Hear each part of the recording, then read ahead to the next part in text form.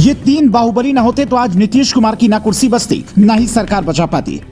Double A ने बिगाड़ा तेजस्वी का गेम, 4 मिनट में पलट गया आरजेडी का 24 घंटे वाला प्लान। बिहार पुलिस का ऑपरेशन आधी रात पड़ा भारी, वरना लालू आवास में मन रहा होता जश्न।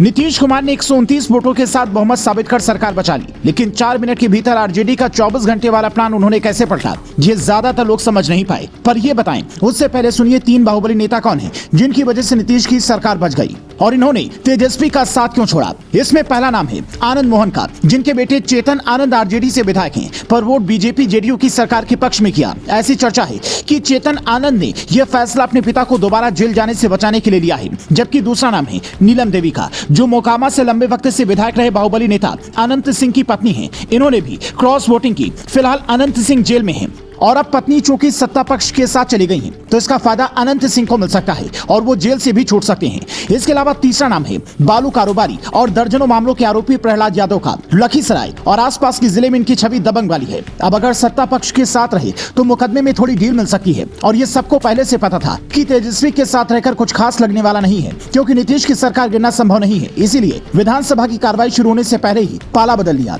हालांकि तेजस्वी यादव ने तब भी विरोध जताया कि ये विधानसभा की परंपरा के खिलाफ है, क्योंकि स्पीकर अवध बिहारी चौधरी को हटाए जाने का प्रस्ताव जैसे ही आया, आरजेडी के तीनों विधायक एनडीए खेमे में बैठे नजर आए, जो नियम के हिसाब से गलत है। पार्टी व्हिप के खिलाफ जाने के बाद पार्टी उनकी सदस्यता भी रद्द कर सकती है, पर सदस्यता से ज्यादा बड़ा सवाल इन दोनों विधायकों के लिए अपनी सुरक्षा का है। और नीतीश जब अपनी कुर्सी सुरक्षित रखने के लिए बार बार गठबंधन बदल सकते हैं, तो फिर विधायकों की क्रॉस वोटिंग उस हिसाब से कौन सी बड़ी बात है।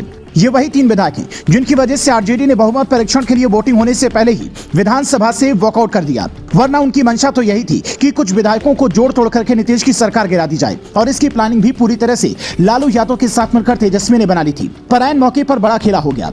11 फरवरी की रात 10 बजे से बिहार के बाहुबली विधायक आनंद मोहन के बड़े बेटे की शिकायत पर बिहार पुलिस के दर्जनों जवान तेजस्वी के आवास पहुंचते हैं, चेतन आनंद को ढूंढते हैं, पर कुछ हाथ नहीं लगता। उसके बाद रात करीब 2:30 बजे वो फिर से घर में छापा मारते हैं और चेतन आनंद को ढूंढ कर ले जाते हैं। तेजस्वी और आरजेडी के विधायक देखते रह जाते हैं और चेतन आनंद को पुलिसकर्मी पकड़ कर ले जाते हैं। तभी ये तय हो जाता है कि तेजस्वी जिस खेला का दावा कर रहे थे वो अब नहीं होगा और नीतीश कुमार की कुर्सी सुरक्षित रहेगी, क्योंकि तेजस्वी अपने ही विधायकों को बचाने में फेल रहे हैं। सियासी जानकार कहते हैं कि दिल्ली में बैठे अमित शाह और बिहार में बैठे लालू यादव सियासत के ऐसे मंझे हुए खिलाड़ी हैं, जिनके सियासी गुणागणित के आगे बड़े बड़े दिग्गज फेल हो जाते हैं। इस बार भी यही उम्मीद थी कि जैसे बिहार में लालू यादव ने आडवाणी को गिरफ्तार कर राम मंदिर आंदोलन का रुख बदल दिया था, वैसे इस बार उनके लाल तेजस्वी यादव भी कुछ बड़ा करेंगे। बीजेपी की रणनीति फेल कर देंगे, लेकिन ऐसा नहीं हुआ और अब तेजस्वी की मुश्किलें और बढ़ने वाली हैं, क्योंकि विधानसभा में खड़े होकर सीएम नीतीश ने साफ ऐलान कर दिया है कि जिसने भी विधायकों को विधानसभा से बाहर रखने की कोशिश की है, हमारे 5 विधायकों को जिन्होंने भी छिपाया है, उनके खिलाफ एक्शन लूंगा।